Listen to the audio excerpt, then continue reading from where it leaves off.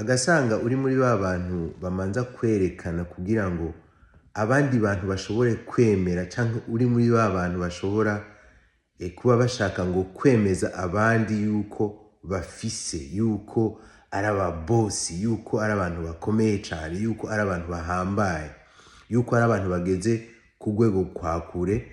Hanyuma ugasanga uri kurerekana kugira ngo bakumenye, uri kurerekana kugira ngo bakwemere, uri kuremeza abantu kugira ngo bashobore kukwemera. Uracyari kure cyane gose y'amajambere, uracyari kure cyane gose yo gushika ku butunzi. Kuko reka manze ndakuramutse, amahoro y'Imana, ndizera neza yuko umeze neza, ndizera neza yuko ivyo uriko urakora biriko biragenda neza. Igituma nkoze ino short and quick video ni kubera maze kubona urwaruka rwinshi iyo yaguze ca kirato ciza, akagura agapantaro keza, canke akagura ibintu vyiza, aca yiruka n'ahantu heza akifotoza, hanyuma agaca ashira kuri stati. Hanyuma benshi rero narabonye muri ino minsi abariko baravuga ngo kugira ngo wambare nk'uku nambaye ngo ntushobora kwambara ngo gutya uri umukene. Kugira ngo ushobore kuronka iyi telefone mfise ushobora kuyironka uri umukene. Ngo kugira ngo ushobore kwambara iki kirato nambaye ngo ntushobora kukironka ngo uri umukene, ngo vyo kuvuna cane gose. Ni ukuvuga ntavyo woshobora, ntavyo woshikako. Nagomba ndakubwire yuko hariho ikibazo gikomeye cane gose.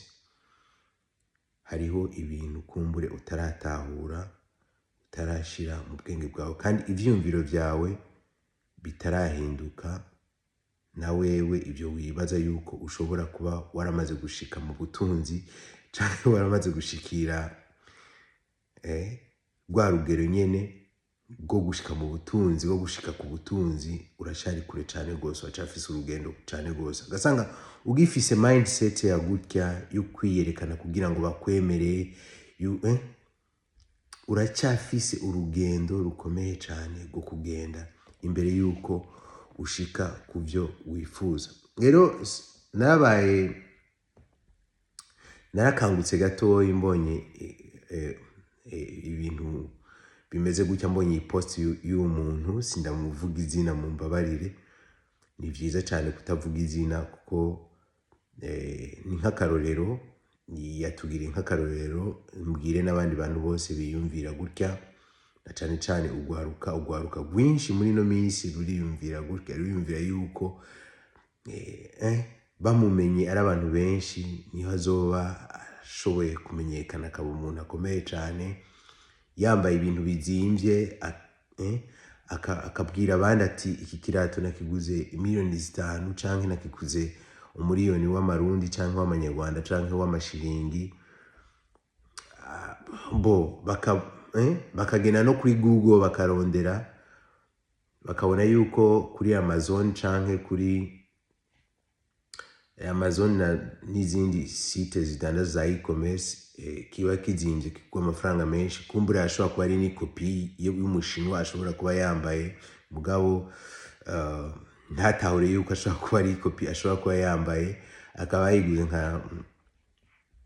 nka desase nkani. Kumbura uno mudandaza ashobora kuba yamubeshe. Murabizi ivyamba biba muri Afrika.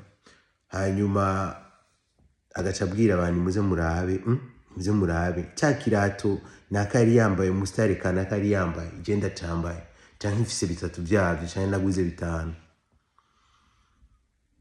Agasanga ugifise iyi mindset, ibi vyumviro vya gutya, nukuri naho urashika na gatoya. Reka ndakubwira ikintu kimwe. Bill Gates ni umutunzi, ari mu batunzi ba mbere ngaha ku isi. Elon Musk ni umutunzi, ari mu batunzi ba mbere ngaha ku isi.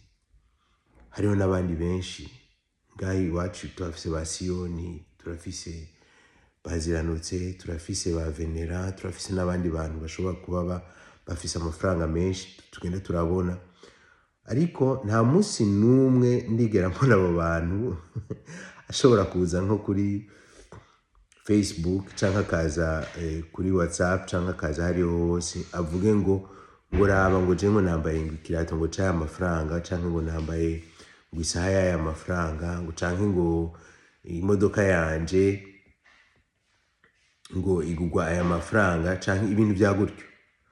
Rero nagomba ndakubwire ikintu kimwe, nagomba ndakwisabire ikintu kimwe. Nivyo urifuza gushika ku iterambere, nivyo urifuza gushika ku butunzi, ariko gushika ku butunzi ntibabushika ku gutyo. Si kuvuga yuko ubushika ko par rapport yuko abandi bantu bamanje kukwemera kugira ngo babone yuko uri umutunzi akomeye cyane. Kwemeza abantu sivyo bishobora kugira umutunzi. Sioni canke Bill Gates canke Elon Musk canke Donald Trump agasanga ari abantu bagiye baraduga, si kuvuga yuko bagiye baremeza abantu par rapport y'ivyo bafise y'ivyo bafise yuko bagiye barereka abantu yuko batunze, yuko bafise, yuko bo bataco babuze, yuko bambara neza, yuko no.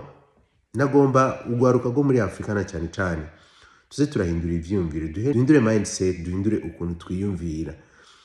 Ni waba wifuza gutunga, ni waba wifuza gushika ku butunzi, ni wicare hasi wiyumvire, hanyuma wiyumvire ico ushaka gukora, hanyuma umaze kukironka ico wifuza gukora ugikore, ukijeko ugikore, okay? Hanyuma umaze ukijako ugikore, Imana niyaba iri kwiraguhezagira ukaba uri kuraduga. Ubutunzi ni banga rikomeye cyane, ni banga rikomeye cyane gose. Ni waba uri kurahezagirwa ukaba uri kuraduga, ntujane nibi abantu bama bariko barajana vyose. Usanga ibintu muri ino misi umengo turiko turavyerekana, umengo hariho umuntu turiko turahiganwa, umengo turi mwihiganwa. Abashitse au top, abashitse hejuru cyane, nta muntu numwe bahiganwa nabo nyene, bahiganwa nabo. Nukuvuga yuko mpiganwa na jewe nyene kugira ngo nshobore kuba the best version of myself. Urumva? Nukuvuga gasanga ejo hari ibintu ntashobora kwihanganira nkavyihanganira, agasanga ejo hahise hanje ntashobora kugira sport iminota 5 canke iminota 10, uno munsi nkashobora kugira iminota 10 canke iminota 5 nkayikora ya sport. Agasanga hirya ejo nagenda ndavuga ivyo ntunze hirya no hino kugira ngo abantu banyemere, nshobora kugara kanwa kanje nkaba ndiko ndakora muri background ahantu, nkaba ndiko ndakora n'umuntu numwe mbe ntamenye n'amahasla yanje n'ivyo nkora n'ivyo ncamo. Urumva?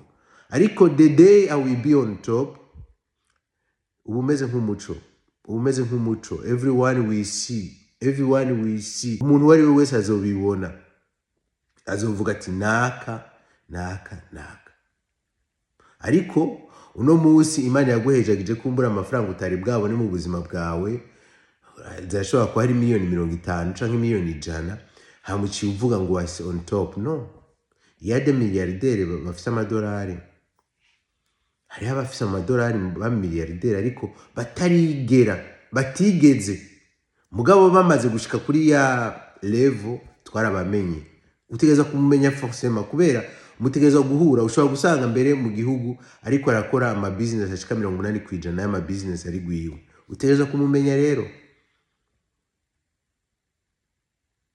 ntutakaze energy zawe rero, okay? Ntutakaze energy zawe ngo uri kuratwemeza, ntutakaze energy zawe ngo uri kuremeza abantu, ntutakaze ubwoko bwawe, ntutakaze mvuze ubwoko, ntutakaze amafaranga yawe, ntutakaze umwanya wawe ngo uri kuremeza abantu. No, igihe cyonyene, igihe nico kizotuma bakumenya, nico kizotuma bamenya n'uriwe. Uno munsi kumbura uriko uratangariza abantu 100, uriko uratangariza abantu 200, ariko ejo canke hirya ejo tu peux disparaître, abantu 200 mbe ntibaba banakikumenya. Ariko ni vyiza yuko udisparesa de radar, ukagenda hariya muri kwe yawe, muri ya zone d'activité yawe, ugakora. Hanyuma niwamara gushika hejuru, umuntu wese azokumenya.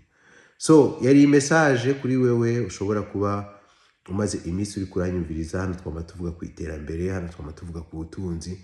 So God bless you, Imana iguhezagire cyane, Imana ihezagire ivyo uriko urakora. Reka tuzosubire ubundi munsi tuba turiko turavuga ku kindi kintu gishobora kudufasha kugira ngo dushobore gushika ku iterambere. Uno munsi yari iyo mindset twashaka gushira muri twebwe. Korera hariya mu mwiza, hanyuma igihe kizokuzana ku muco. Korera hariya mu mwiza, umwanya washikiriwe, ntiwihute na gatoyi.